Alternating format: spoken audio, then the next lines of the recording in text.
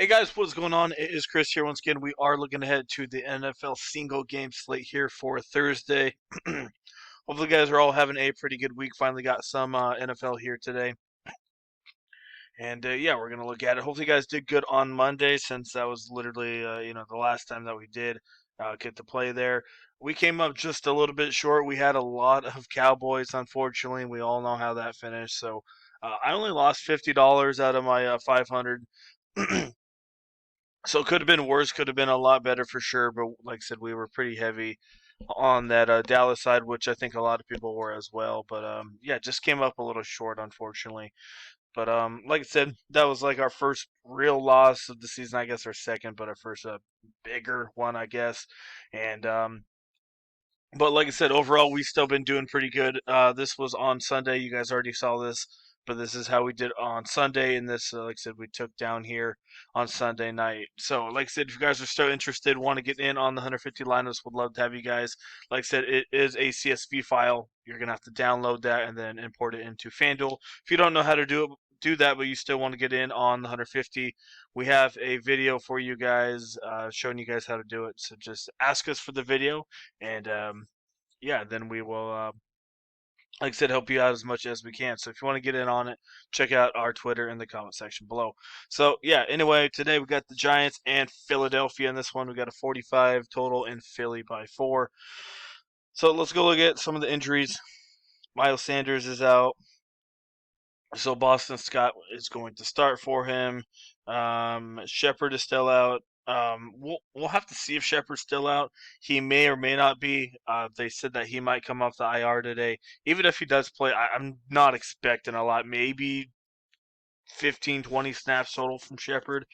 Like I said, this is one of their young guys. I don't think they're really going to push this guy too much. And then Jeffrey still on the IR. And then we have Mr. Deshaun Jackson coming back here today.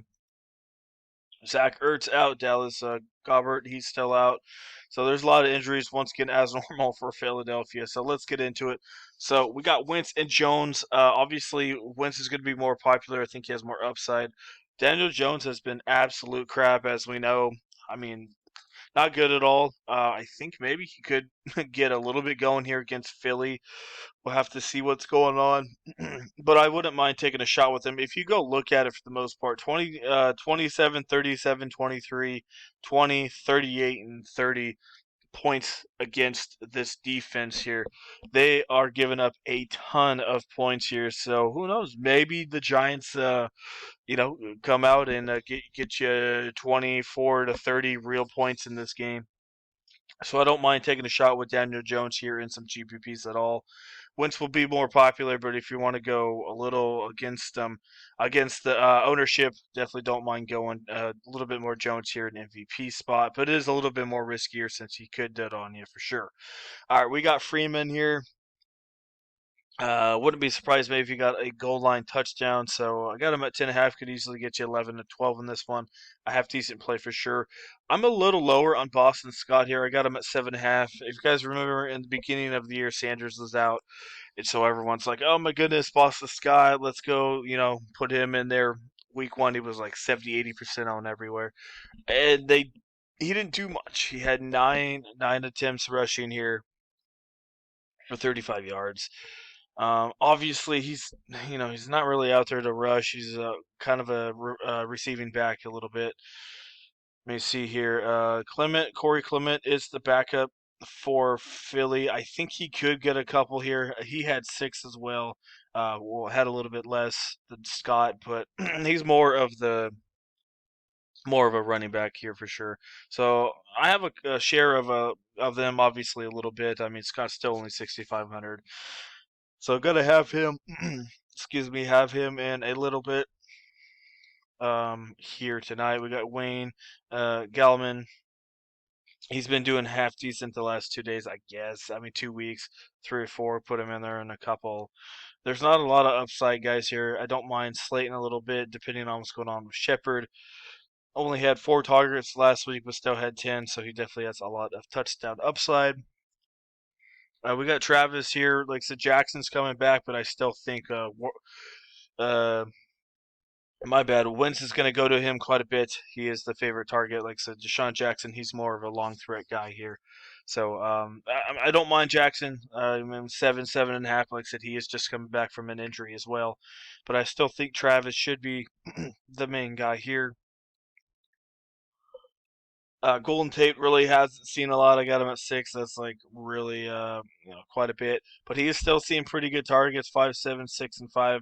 Didn't see any against Washington, but still getting half decent amount of targets. So I don't mind him.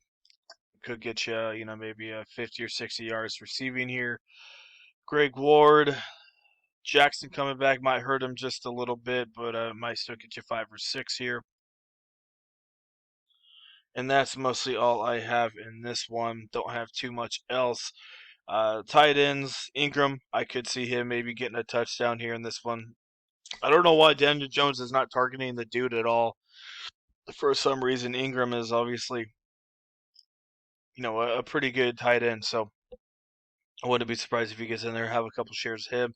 Richard Rodgers, I don't really know a lot about this guy, but as we know, Wentz does like his tight end, so he should be relatively popular at only 6,500.